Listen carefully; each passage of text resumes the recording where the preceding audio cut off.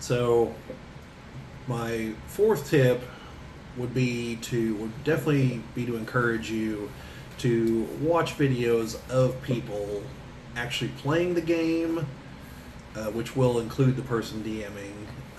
And definitely don't be afraid to see other people's tips for new DMs. I'm not claiming to know everything here. I learned a lot from watching said videos too.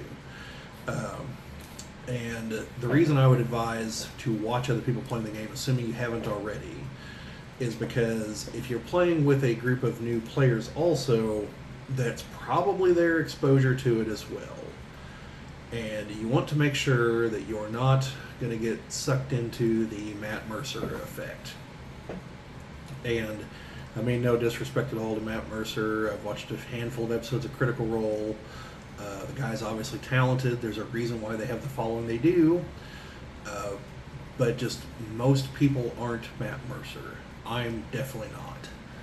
And most people aren't either. And so this kind of ties back into rule number one.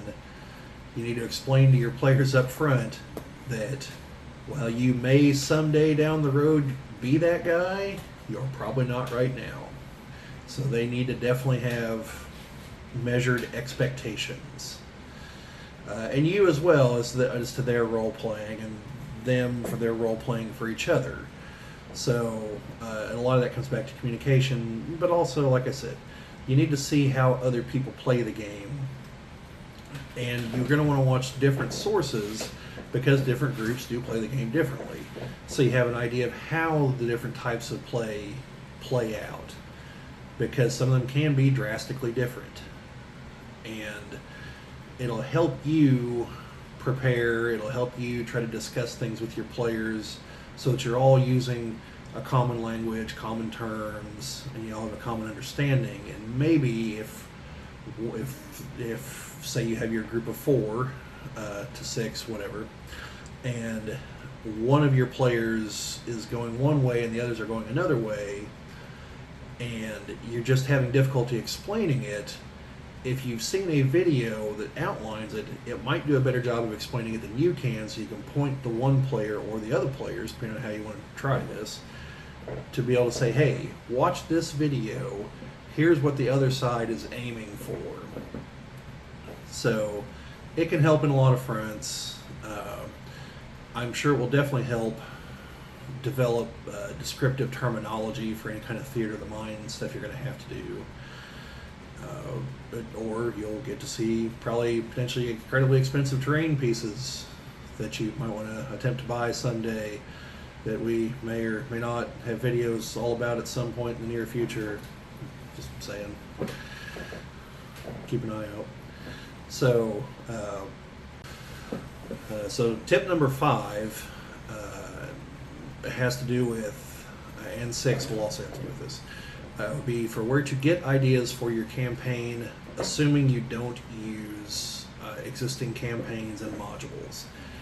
Which I just want to throw out a note at the very beginning here to say that even if you're not going to use them, you should still read some of them. Like if you're going to be playing 5th edition, it probably wouldn't hurt for you to read through parts of the Lost Mines of Phandelver. You want to read something like that so that you have an idea of how the adventures are actually structured, because again, if your players have been watching someone's videos, they're likely using an actual module in a lot of cases. It'll give you an idea of how the creators of the game think things should be laid out, how one thing can lead into another, how like enemy stats are presented. You know, there's a lot of useful information there, even if you don't actually use it for your own campaign. Plus, there could be ideas that you steal to put into your campaign. But beyond that, you want to pay attention whenever you watch movies, play video games, read books. It helps for you to have a breadth of knowledge on plotting, characters, dialogue, things like this, so that you can create 3-dimensional characters for your players to interact with, and settings that make some degree of sense.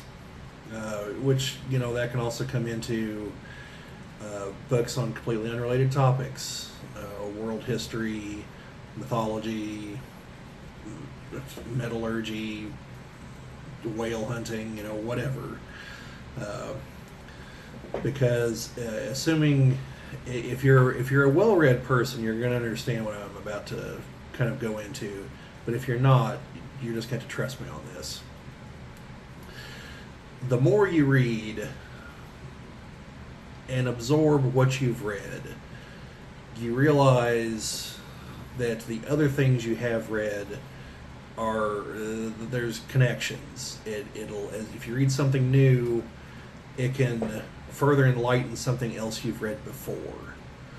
Okay, like if you read Moby Dick, which I'm going to go ahead and tell you I have not.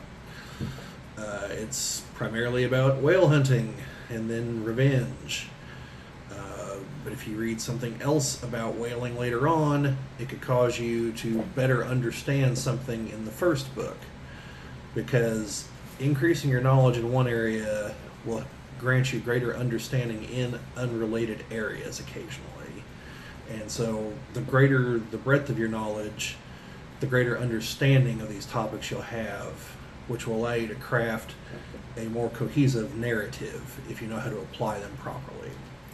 So don't be afraid to read things that are completely unrelated. Don't just read Dungeons and Dragons novels thinking you're going to get great plots.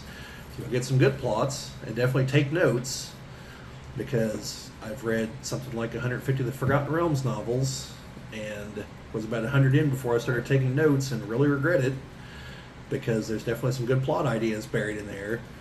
But as far as how a world works, that requires a considerably greater expanse of knowledge than just what a fighter, a rogue, a sorcerer can do.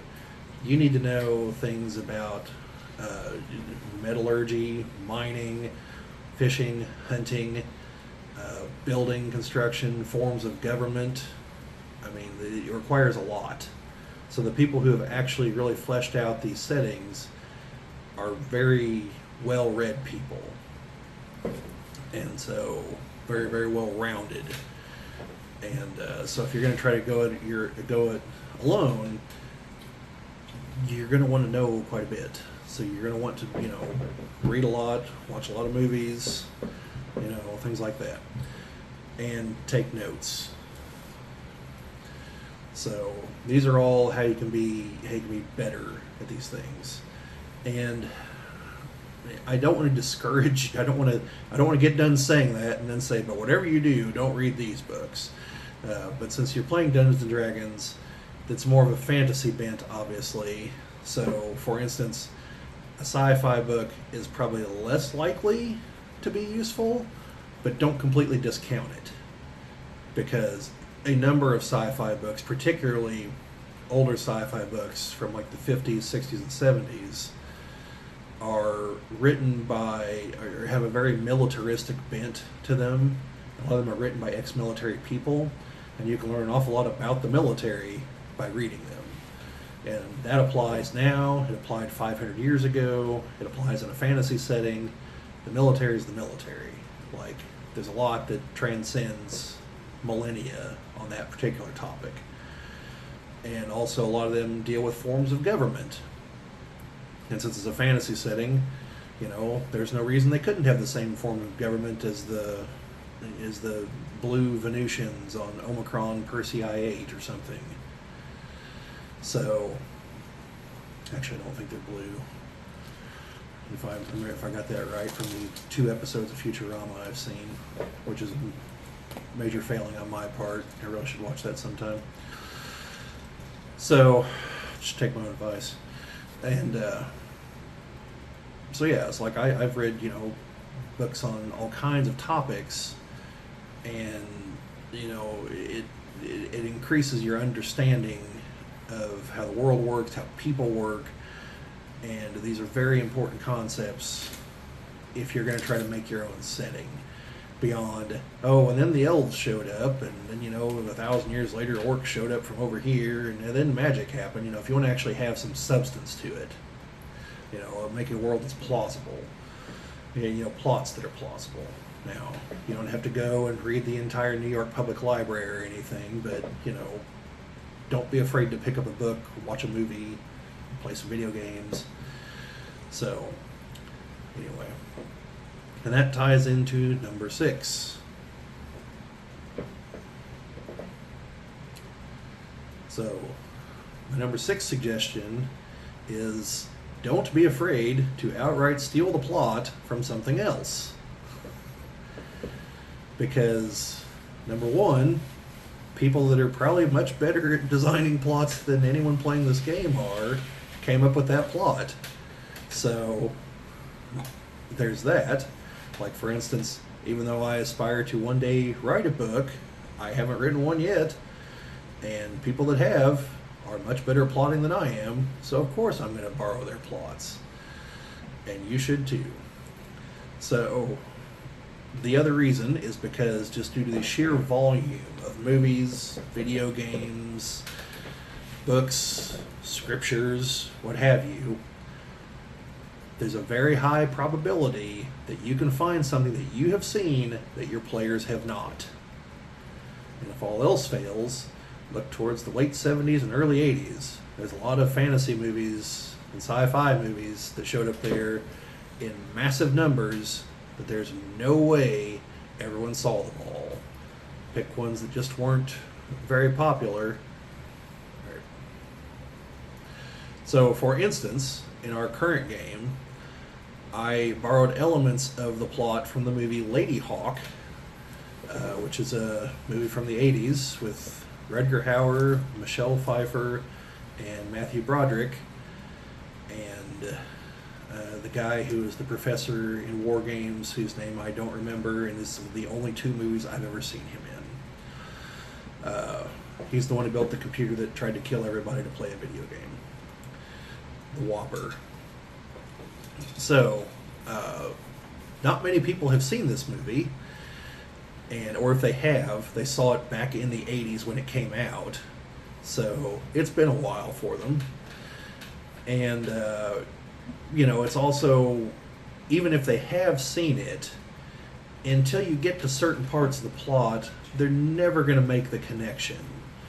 Because the characters don't have names that really jump out at you. But it has a fantasy-esque plot.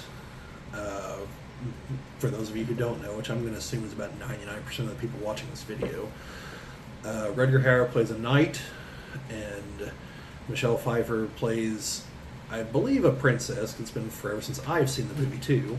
I just remember the broad strokes. That's all I really needed for this.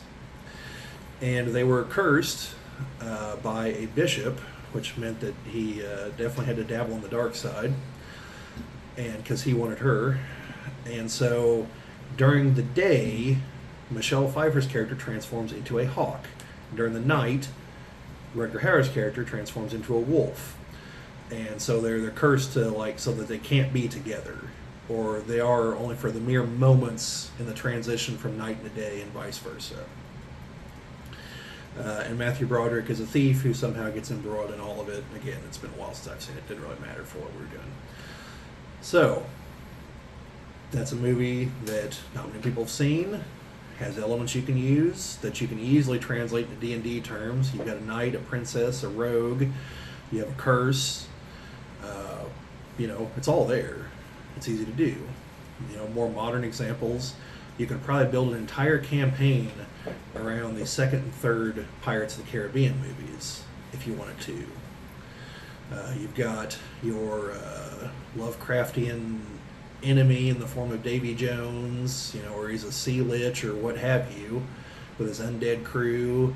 You've got a goddess that wants to get free. You've got an evil corporation. You've got people competing to become immortals. I mean, it's all there. You just have to know how to break it down and rebuild it as a D&D thing. And if you can't do it, I'm sure there are people out there on the internet that will help you to do it on several forums, because you're probably not the first person to think of it. But any kind of adventure movie, fantasy movie, obviously, a lot of sci-fi movies, the plots can still work. To stick with Rutger Hauer in the 80s, I would say there's definitely a way to put Blade Runner in here, because you do have things like, there he's a replicant, which is essentially a high-end clone. Although they are different, they're not all the same, but they're genetically engineered super people. Well, if you go with the idea that they're basically clones, well, that's the simulacrum spell, essentially, or the actual clone spell just gone wild. And then from there, it's basically a more futuristic version of Frankenstein, where the monster comes to kill the creator. And, that's gothic horror right there, which can easily be ported into D&D. So, when you're watching movies, take some notes. When you're reading books, take some notes. And, maybe you can fit in your campaign, maybe you can't. But it'll give you ideas, And then there's the more blatant ones, like if you go for the movie Krull, because the movie Krull was originally supposed to be a Dungeons & Dragons movie, or the actual Dungeons & Dragons movie, although I feel a great swell of pity for your players if you do, because that's a terrible movie. Plus, you'll never be able to act like Jeremy Irons or his eyebrows. So, maybe Bruce Payne as Damodar, but that's only a maybe. Yeah, now those movies do somewhat become closer to how Dungeons & Dragons campaigns actually operate in the second and third ones, but those were made for the Sci-Fi channels that don't have the budget of the first one, so it's a trade-off. Here's hoping that the new one that they're working on is going to be good. It sounds like it's actually a spin-off of one of the existing modules, which was probably the smart way to go if that's the case, but we'll see once it's actually out. So, anyway, the overarching point here is don't be afraid to borrow or steal elements of other plots, be it official D&D plots, plots from the novels, plots from other novels, other movies. They don't have to be fantasy movies. You could easily do the Count of Monte Cristo in D&D if you really wanted to. I mean, it's a prison break and revenge. Like, that's a D&D plot right there. So, you just have to be able to critically look at the plots, break them down to their essential elements, and rebuild them in D&D terms. And that's not difficult once you get used to doing it. So, anyway, that's my advice for part 6.